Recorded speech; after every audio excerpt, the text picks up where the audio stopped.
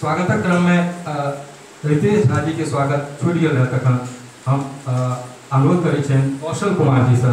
कौशल जी बिल्कुल शंकराचार्य के वेशभूषा में एकदम उपस्थित भला है। एक ताली कौशल कुमार जी के लिए, रितेश जी के लिए। रितेश जी योजना आयोग भारत सरकार द्वारा प्रकाशित योजना पत्रिका के सह संपादक।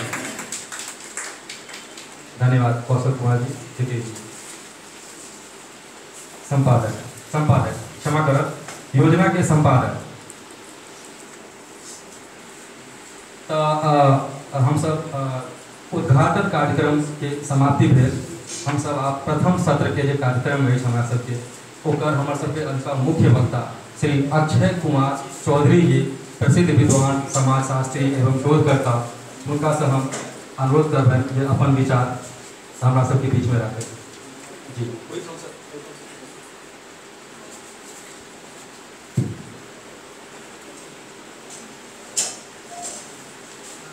आदरणीय मुख्य अतिथि जी, नवीन जी, सुशील जी, कृपानाथ जी, पाठक जी, प्रवीण जी, अमरनाथ जी, नील माधव जी, विजय चंद जी,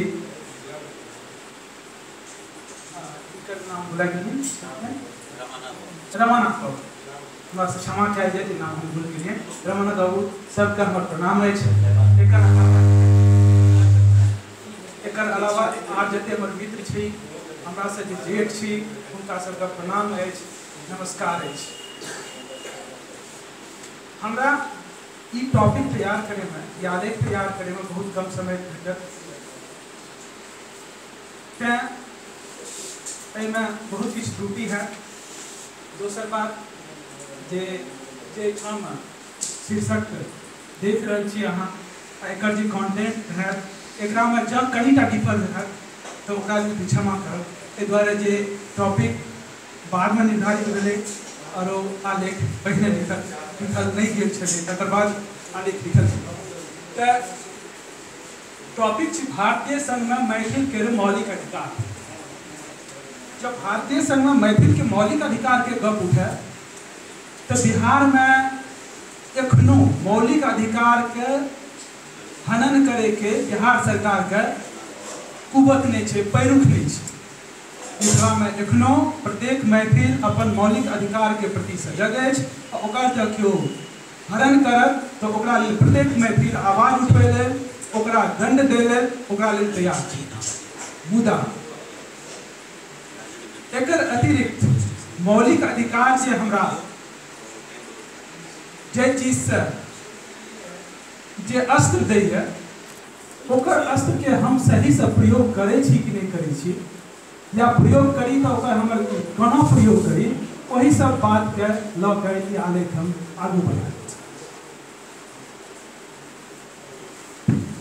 कहै छै जे अपन पहचान आ अस्मिता के रक्षा हेतु त्राहिमाम के स्वर सदैव समाज के अल्पसंख्यक, उपेक्षित आ असुरक्षित समूह उठबै छै। से सत्य छै, चूँकि आवाज उपेक्षित आ असुरक्षित समूह उठबै छै, तें समाजक मुख्य धारा के लोक के एहि नाम मात्र ही संबंध देखल जाइत अछि। बौद्धिक स्तर पर प्रबोधन देबय लेल वा अपन प्रचंड स्वार्थ सिद्धि हेतु मुख्य धारा से जुड़ल लोग बाग एहि उपेक्षित समूहक संग अपन देखावटी सहानुभूति राखैत होइत, मुदा अपन पहचान आ अस्मिता के रक्षा करब प्रत्येक समूहक अपन मौलिक अधिकार है। एहि मूल भावना के संग भारतीय संविधानक भाग 3 जे कि नागरिकक मौलिक अधिकारक विवेचना करैत अछि, तकर 29म आ 30म अनुच्छेद में संस्कृति शिक्षा अधिकार सुरक्षित कयल गेल अछि। अनुच्छेद 29 एहि बातक सुरक्षा प्रदान करैत अछि जे भारतक भूभाग में बसनिहार नागरिकक कोनो भी समूह अपन मौलिक भाषा, लिपि आ सांस्कृतिक सुरक्षा का अधिकार रखैत छै आ राज्य द्वारा प्रबंधित वा वित्तीय सहायता प्राप्त कोनो भी शिक्षण संस्थान में प्रवेश हेतु केवल धर्म, प्रजाति, जाति वा भाषा के आधार पर सेहो कोनो भेदभाव नहीं किया जा सके। अहमदाबाद सेंट जेवियर सोसाइटी बनाम स्टेट ऑफ गुजरात सरकार के अहम फैसला में इहो प्रावधान भेलै जे एहि अनुच्छेदक अंतर्गत प्रयुक्त अल्पसंख्यक के मतलब भाषा, लिपि आ संस्कृति के अल्पसंख्यक आ एकरा अल्पसंख्यक समुदाय या बहुसंख्यक समुदाय से कोनो लेने देने नहीं। तहिना अनुच्छेद 30(1) में कहल गेल अछि जे अल्पसंख्यक चाहे धार्मिक हो वा भाषाई ओकरा अपन इच्छा के अनुरूप शैक्षिक संस्था के स्थापना आ प्रबंधनक अधिकार अछि। अनुच्छेद 3(2) में ई प्रावधान सुनिश्चित करैत अछि जे वित्तीय सहायता आवंटन काल राज्य अल्पसंख्यक समुदायक द्वारा प्रबंधित कोनो संस्थाक संग केहनो भेदभाव नहीं करता। एहिठाम एहि बात के उद्धृत करब आवश्यक बुझना जाइत अछि जे मिथिला अंचल आ मिथिला के बाहर हमरा एहन कोनो शैक्षिक संस्था नहीं भेटल जे मैथिली भाषा के उत्थान संग संस्कृति के प्रचार प्रसार लेल स्थापित भेल हुए। एहि संदर्भ में जँ हमर जानकारी अल्प हुए तो अलग बात अछि। आ इहो बात सच छै जे ताहि समय मैथिली के भाषा के संवैधानिक मान्यता नहीं भेटल छलै, मुदा अपन व्याकरण आ लिपि से मैथिली भाषा सदैव समृद्ध रहल अछि। तैं एहि दिशा में मैथिल जनक डेग पछुआएल गेल अछि। संविधान में 7म संशोधनक माध्यम से अनुच्छेद 350(a) जोड़े प्रत्येक राज्यक स्थानीय अधिकारी लेल सुनिश्चित भेल छै जो भाषाई अल्पसंख्यक समुदाय के लेना सभक प्राथमिक स्तर पर मातृभाषा में शिक्षा हेतु आवश्यक निर्देश हेतु पर्याप्त सुविधा के व्यवस्था करता। इहो जे एहि संबंध में राष्ट्रपति संबंधित राज्य के आवश्यक दिशा निर्देश जारी करता। धारा 350(b) में प्रावधान अछि जे राष्ट्रपति भाषाई अल्पसंख्यक से संबंधित मामला आ ओकर सुरक्षा के छानबीन विशेष अधिकारी के नियुक्त करता जे राष्ट्रपति द्वारा निश्चित समय अंतराल पर राष्ट्रपति का अपन रिपोर्ट सौंपता। एहन सबटा रिपोर्ट संसदक दुनू सदन समक्ष राखल जेतै आ संबंधित राज्यक सरकार लग सेहो पठाओल जेतै। मैथिली भाषा के संबंध में संविधान की प्रावधान 2000 से पहले का लागू नहीं हुई छलै, मुदा 8म अनुसूची में मैथिली भाषा के अनुसूचित भेला के बाद अपन भाषा एहि प्रावधान के अनुरूप सुरक्षा पावे के अधिकार नहीं भऽ गेल अछि। आवश्यक अछि जे अपना लोकनि एहि आवश्यक एकटा मेमोरेंडम राष्ट्रपति के प्रेषित कऽ अपन अधिकारक प्रति जागरूकता प्रदर्शित करी। संविधानक भाग 17 अनुच्छेद 2 अध्याय 2 अनुच्छेद 347 में एहन प्रावधान अछि जे जँ कोनो राज्यक जनसंख्या के एकटा निश्चित बहुमत ई मांग करैत छै आ राष्ट्रपति एहि बात से संतुष्ट भऽ जाइत अछि तऽ राष्ट्रपति ओहि राज्यक सरकार के आदेश दऽ सकैत छै जे ओहि लोक द्वारा प्रयुक्त कयल जाय वाला भाषा ओहि राज्य अथवा ओहि राज्यक सीमा अंतर्गत कोनो भागक कार्यालयी भाषा के रूप में स्वीकृत कयल जाय। तहिना अनुच्छेद 350 में प्रावधान अछि जे प्रत्येक व्यक्ति जरूरी नहीं छै नागरिके गैर नागरिको केंद्र अथवा राज्य सरकार के अधीन कोनो अधिकारी वा प्राधिकारी लग जन शिकायत पर सुनवाई हेतु आवेदन केंद्र अथवा राज्य सरकारक अंतर्गत प्रयुक्त कयल जाय वाला कोनो भाषा में दऽ सकैत अछि। एहन स्थिति में कोनो भी सरकारी विभाग एजेंसी अथवा अधिकारी एहि आधार पर वही आवेदन पर सुनवाई से अस्वीकार नहीं कऽ सकैत अछि जे ओहि ठामक कार्यालयी भाषा ई नहीं थिकै।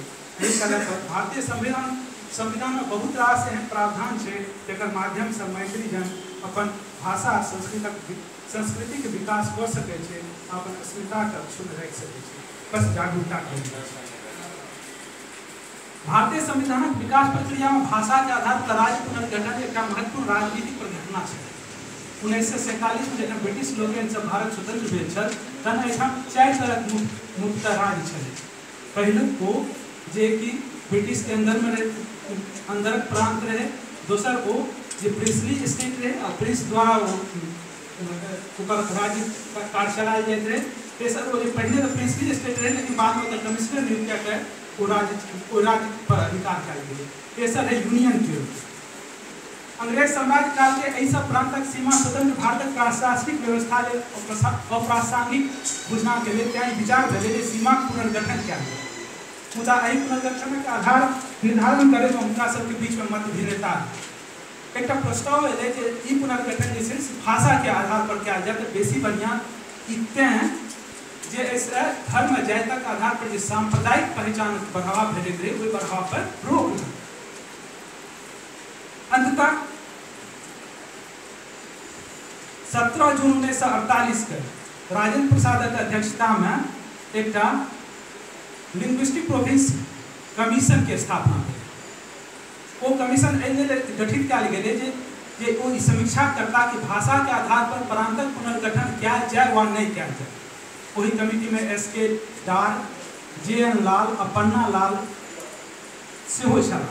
10 दिसंबर 1948 के कमिटी अपन रिपोर्ट सौंपलनि जाहि में अनुशंसा कयल गेलै कि केवल आ मुख्य रूप से भाषा के आधार पर प्रांतक गठन भारत देशक व्यापक हित लेल नहीं छै, तें एकरा जे छै से भौगोलिक सनिकता, आर्थिक आत्मनिर्भरता और प्रशासनिक सुधार के आधार पर एकर पुनर्गठन हुए, केवल भाषा का आधार नहीं बने। डॉक्टर भीमराव अम्बेडकर ओना डार कमीशन का अपन मेमोरेंडम भेज भाषा के आधार पर प्रांतक संगठन का अपन समर्थन देते, खासकर मराठी भाषा के बहुलता के आधार पर महाराष्ट्र राज्य और राजधानी बम्बई के गठन पर राष्ट्रीय एकता के संदर्भ में संबोधित करे तो सलाह जल की प्रत्येक प्रांतक कार्यालय की भाषा हुए के केंद्रीय सरकार कार्यालयी भाषा हो। मुदा एक गुजराती नेता के मुंशी प्रस्तावित महाराष्ट्र राज्य और बम्बई राज्य के गठन भाषा के राज्य समायोजन विरोध केलखिन। ई कहे कि कोनो भी भाषाई समूहक राजनीतिक आकांक्षा तखने पूर्ण हेतै जखन ओ ओहि क्षेत्रक आन भाषाई समूह से अलग आ भिन्न राखल जेतै।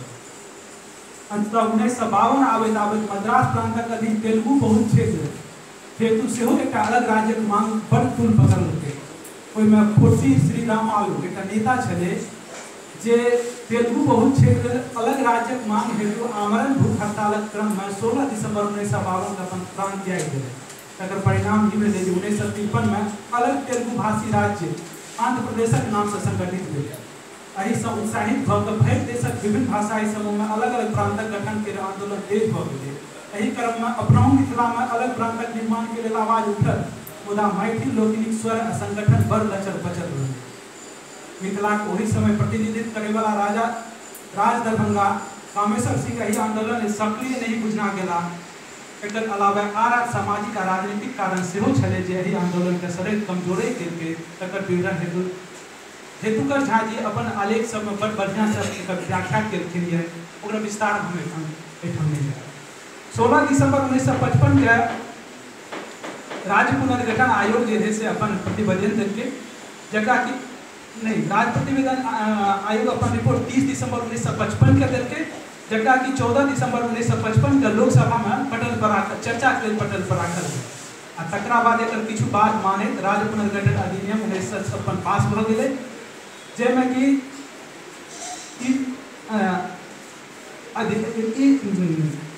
आयोग के अपन रिपोर्ट देलकै रहै। 3टा यूनियन टेरिटरी अंडमान निकोबार, दिल्ली, मणिपुर के राखल गेल रहे, लेकिन ओकर अलावा लक्षद्वीप, मिनुकाई आ अमीन द्वीप, हिमाचल प्रदेश आ त्रिपुरा के सेहो यूनियन टेरिटरी के दर्जा देल गेलै आ 14 अन्य राज्य के से भारतीय संविधान में समायोजित कर देल।